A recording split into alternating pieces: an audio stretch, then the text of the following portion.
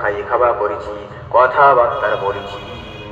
আমি না জানি নবীজির সঙ্গে উচ্চ কথা বলার জন্য, জোরে কথা বলার জন্য নবীজি অপমান হয়েছে, অপদস্থ হয়েছে, যার কারণে ভরে ভস্ম হয়ে গেছে। আমি জাহান্নামী সাবা হয়ে গেছি, আমি জাহান্নামী সাবা। আমি জাহান্নাম থেকে কেমন করে বাঁচবো আল্লাহ?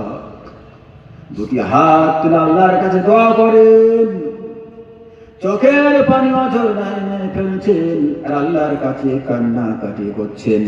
এমন করে একদিন হয়ে যায়, এমন করে 2 দিন হয়ে যায়, ওই সাহাবা নবীর দরবারে আসেন না, নবীর সঙ্গে দেখাও করে না, সাক্ষাৎ করে না।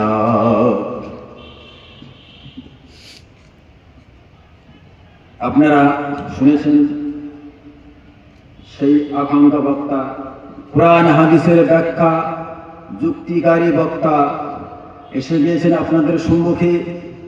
এখনো যে সমস্ত আলহামদুলিল্লাহ, আমরা আমাদের সেই আকাঙ্ক্ষিত বক্তা এসে গিয়েছেন আমাদের মঞ্চে। আপনারা এদিকে দিকে ঘোরাফেরা না করে পবিত্র মজলিসে এসে বসে যান। বাবু, আপনি উপরে আসেন, আপনি উপরে আসেন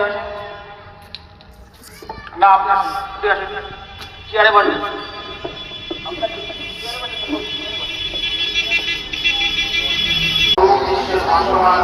সুন্দর মাহফিল